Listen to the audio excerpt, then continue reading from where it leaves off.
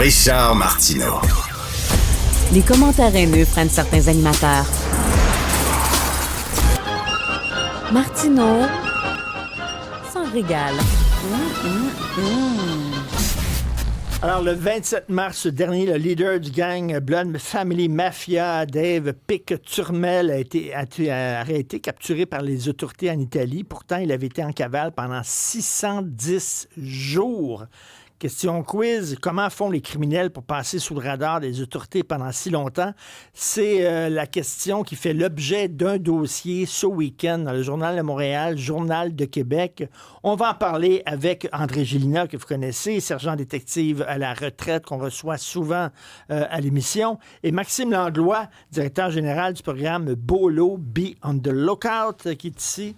Bonjour. Bonjour à vous deux. Bon, ben Maxime, pour ceux qui ne connaissent pas, le programme BOLO, c'est quoi? C'est un programme qui vise à encourager les citoyens à être aux aguets pour les fugitifs les plus recherchés au pays. Alors, on a un top 25 des fugitifs les plus recherchés au pays. Puis on mène toutes sortes d'activités, parfois flamboyantes, pour attirer l'attention du public sur ces avis de recherche. Le calendrier de l'Avent. Le calendrier de l'Avent, dont on a discuté ici même en décembre dernier. Alors, on levait un petit carré, là, puis il y avait un petit chocolat et il y avait un criminel qui était recherché. Alors ça, c'est ce qu'on appelle une de nos cascades médiatiques, là, mais on fait toutes sortes d'activités sur le terrain. On ajoute de la publicité sur les autoroutes, des panneaux, de la publicité sur Facebook, Instagram, ainsi de suite. Nous, on veut s'assurer que les avis de recherche ne prennent pas la poussière sur un site web d'un service policier. André Gélina, comment ça se fait qu'on peut être 610 jours en cavale, 2 ans, 3 ans, 4 ans, 5 ans, alors qu'on est recherché par tous les corps de police au pays? Bien, premièrement, les criminels sont pas tous égaux. Il y en a qui sont meilleurs que d'autres, mais en même temps, pour quelqu'un qui puisse être si longtemps à l'extérieur et être, pas trouvable, mais c'est sûr et certain que ça prend des ressources. Ce sont des gens qui souvent ont accès à de l'argent, ont accès à un réseau, ont accès à des gens aussi qui vont les supporter, qui vont faire en sorte qu'ils vont leur permettre de rester là en cavale. Mais c'est sûr et certain que ça prend un certain nombre de préparation puis de ressources pour pouvoir être si longtemps en cavale. Alors là, j'imagine qu'il y en a qui changent d'identité, il y en a qui sacent le camp à l'étranger. C'est le cas de Pic-Turmel qui est allé en Italie. Écoute, toi, André, tu t'es déjà fait passer pour un documentariste pour essayer de pincer un fugitif. Raconte-nous ça. Ouais, ben en fait, j'étais en prêt de service avec mon partenaire à l'époque pendant 4 ans au Service correctionnel du Canada. Puis une de nos fonctions était de traquer les gens qui étaient en liberté légale, qui se sauvaient des maisons de transition. Puis cet individu-là s'était fait prendre dans un vox pop. Il avait donné son opinion là, à la télé. Puis puis il était en face d'un refuge pour sans-abri. Puis à ce moment-là, il y a des gens qui l'avaient vu puis qui en bon français l'avaient stoulé. Fait qu'à ce moment-là, on avait appelé au refuge et on s'était fait passer pour des documentaristes, qu'on avait vraiment aimé la profondeur de ses propos, puis qu'on voulait en faire vraiment là, l'objet de notre prochain documentaire. Puis évidemment, il y avait une paye au bout de la ligne, parce que souvent, l'appât du gain est plus fort, évidemment, que l'instinct de survie, je dirais. Et à ce moment-là, on avait mis un rendez-vous avec lui. Puis, évidemment, quand on l'a rencontré, il y avait une bonne puis une mauvaise nouvelle. Là. Je vous laisse décider laquelle est laquelle. Mais ça fait partie d'une des stratégies qu'on a utilisées. Excellente enquête. Mais écoute, on s'entend, André, c'était pas le pogo plus dégelé de la boîte, là. Non, c'est ça. Puis ça, je te disais tantôt, ils sont pas tous égaux là, dans leur capacité à détecter ça. Mais en bout de ligne, tu sais, il faut toujours se ramener. Ces gens-là ont souvent un l'appât du gain. Ces gens-là aussi souvent tiennent à certaines personnes. Et c'est souvent à partir de ces gens-là qu'on va initier nos enquêtes parce qu'on sait, exemple, qu'ils veulent revoir leurs parents, leurs enfants, leurs conjointes. Et c'est souvent à partir de cette piste-là. Puis encore une fois, des programmes comme BOLO ou comme d'autres programmes qui sont essentiels, on a souvent eu de l'information de la part de ces programmes-là qui nous donnaient sur une bonne piste. Puis en bout de ligne, on procédait à l'arrestation du fugitif. Hey, le gars, il est un des criminels les plus recherchés au pays, puis il répond à un vox pop pour la télévision. Je vous dirais que si c'est l'un des criminels les plus recherchés au pays, qui est sur le top 25 BOLO, ou qui est recherché pour un crime grave, que ce soit meurtre ou agression sexuelle ou des trucs du genre, Je dirais qu'ils sont pas nécessairement susceptibles de répondre à un vox pop sur le trottoir, mais c'est sûr que, écoutez, des mandats d'arrestation en vigueur au Québec, il y en a des dizaines de milliers présentement. Ah oui. Au Canada, il y en a probablement 200 000. OK? Les policiers ne peuvent pas être partout. Alors, évidemment, là, il faut s'attaquer à la pointe de l'iceberg, et c'est ça que le programme Bolo essaie de faire aussi, les dossiers prioritaires. Mais si on prend un endroit comme le Québec, il n'y a pas d'enquêteurs spécialisés en enquête fugitive. André l'a bien fait là, à un certain moment là, de sa vie, chapeau d'ailleurs. Mais si on regarde en Ontario, ils ont une brigade provinciale permanente d'environ 80 enquêteurs qui ne font que ça, ramasser des gens recherchés. En recherché ou en bris de condition en Saskatchewan, ils ont récemment créé le Saskatchewan Marshal Service. Au Québec, là, on est rendu avec un enquêteur spécialisé en enquête fugitive qui est avec le SPVQ à Québec, et c'est lui qui a réussi à faire arrêter Dave Pic-Turmel. Eh bien, écoute, André, donc c'est plus facile de se perdre dans la nature au Québec, là? Non, ça c'est sûr. Puis ce que M. Langlois a dit, là, il a tout à fait raison. En fait, nous, à l'époque, là, je sais pas combien de fois qu'on a tenté de créer une escouade de fugitifs, que ce soit encore une fois pour des gens qui sont dans les top 25 ou les top 20 recherchés, que ce soit aussi pour des gens qui sont recherchés par des mandats d'arrestation dans des enquêtes, où est-ce que les enquêteurs, à un moment donné, doivent passer à d'autres choses et n'ont plus le temps. Et effectivement, on avait eu des contacts, nous, à l'époque, avec une unité de l'Ontario. Puis aussi, la GRC, à un moment donné, avait un groupe qui s'appelait le groupe Condor, qui était efficace, qui travaillait en collaboration avec nous. Là, on s'était séparés là, un petit peu le territoire, des choses comme ça. Et ça, c'est fantastique parce que ça fait en sorte que ça amène une crédibilité au système de justice. Ça fait en sorte aussi, à un moment donné, que quand tu attrapes quelqu'un, puis ça fait 5 ans, qui est en liberté et qui ne devrait pas, ben c'est dur de convaincre un juge que cette personne-là est excessivement dangereuse, souvent parce que ça fait quand même 5 ans qu'on ne l'a pas cherché. Fait que donc ça... 100%. C'est faut comprendre, dans la fibre d'un enquêteur au Québec, c'est des gens qui ont beaucoup d'expérience, qui sont très professionnels puis qui font un travail admirable. Mais si on va dans leur ADN, c'est des gens qui recherchent la vérité, recherchent la preuve, recherchent des témoins, tout ça pour mener des accusations. Les enquêtes fugitives, c'est complètement différent. On est dans un jeu de chat et de souris. Un juge a signé un morceau de papier carrément ordonnant au policier ou à la policière de produire l'individu devant lui ou elle le plus rapidement possible. Les techniques d'enquête à utiliser sont...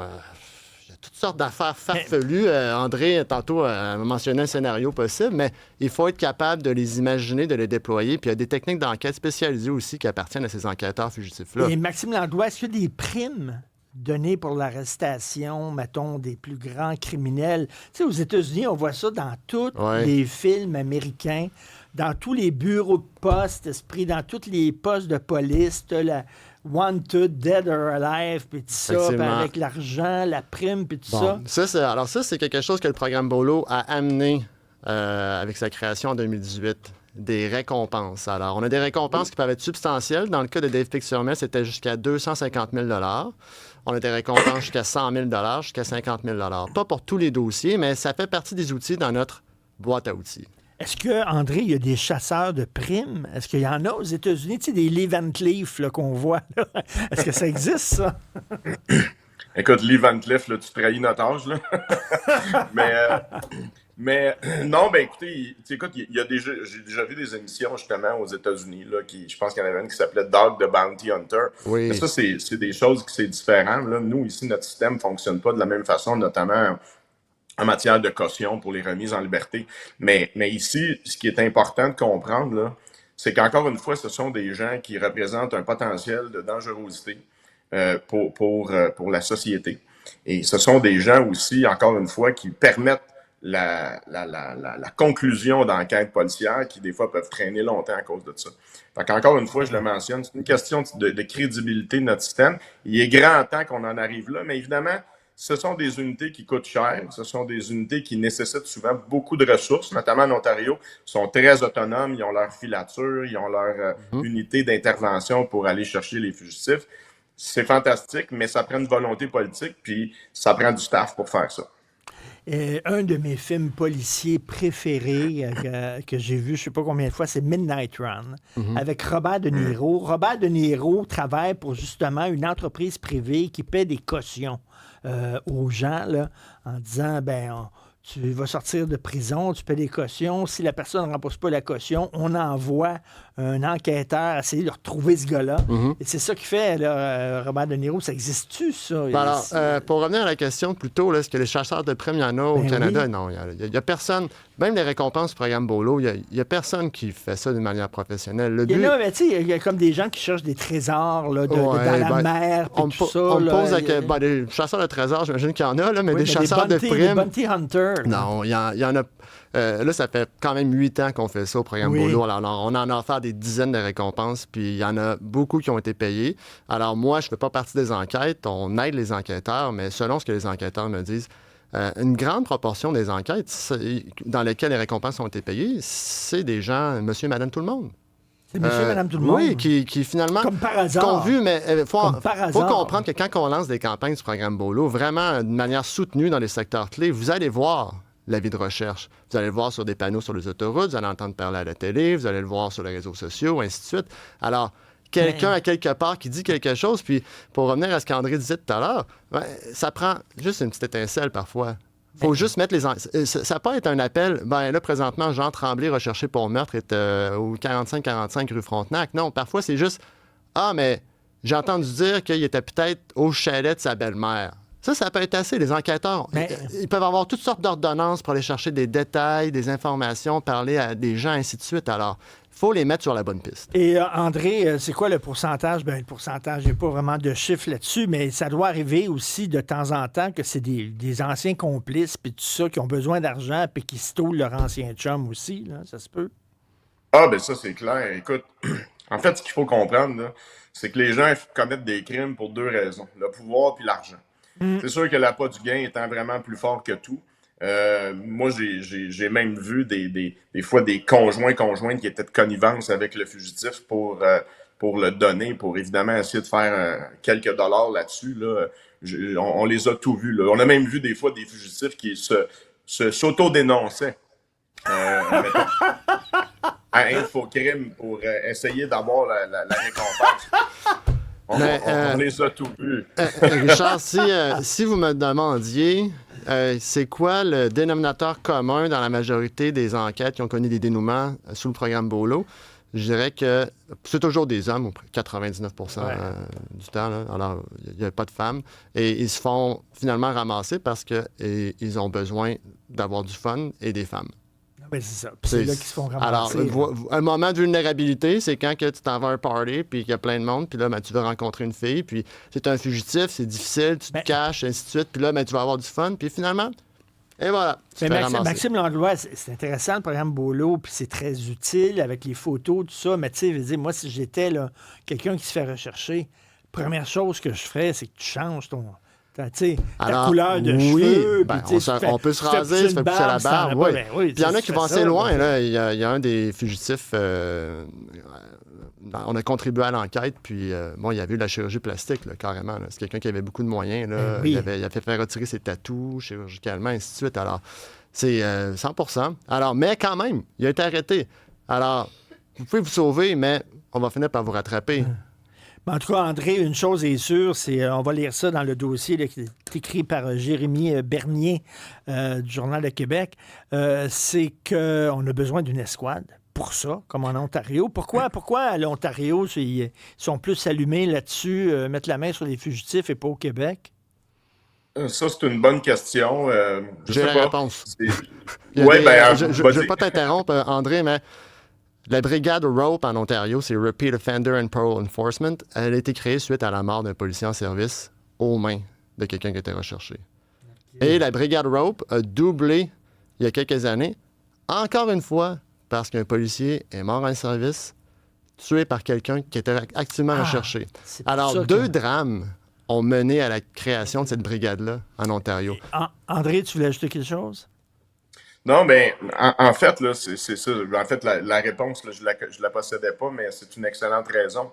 Mais encore une fois, moi, je pense que on n'a pas le choix d'en arriver là. C'est une question de crédibilité du système de justice. Je le répète, je l'ai dit, mais ça fait en sorte aussi que ça décharge aussi certains enquêteurs d'avoir le fardeau de courir après ces gens-là. Puis en même temps, on s'en fait une spécialité. Ces gens-là ont développé comme, tu sais, M. Langlois l'a dit tantôt, là, il a parlé il y a des moyens. En fait, il y a des autorisations judiciaires qu'on est capable d'obtenir puis je rentrerai pas trop dans le détail, mais qui nous permettent de localiser des gens avec des moyens technologiques. Puis souvent, ben exemple, si la police de Montréal n'a pas ce moyen-là, ben ça se peut que la Sûreté du Québec l'ait, ça se peut que la GRC l'ait. Et ça, cette collaboration-là se fait évidemment dans ces cas comme ça, surtout lorsque c'est des cas prioritaires. Et évidemment, ces individus-là, il l'a mentionné, ils ont tous des points faibles.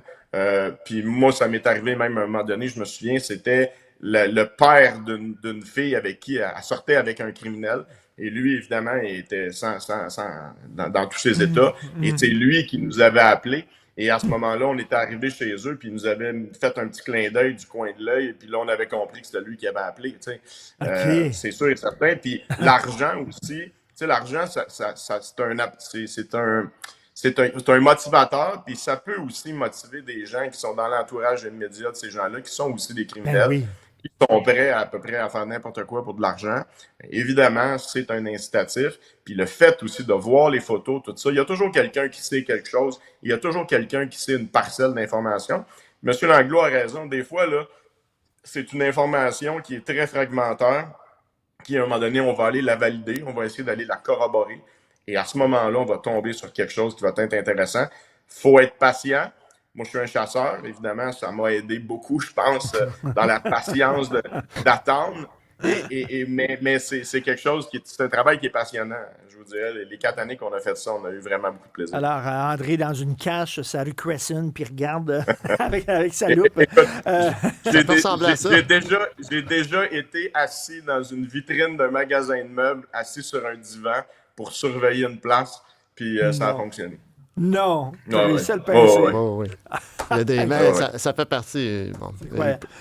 On peut aller, bien sûr, sur le site Internet du programme BOLO, j'imagine, les photos, justement, des Photos 25 animées plus par recherchés. intelligence artificielle maintenant. Alors, oui? on peut même voir les suspects bouger. Alors, pour donner une meilleure idée de ce dont ils pourraient avoir l'air.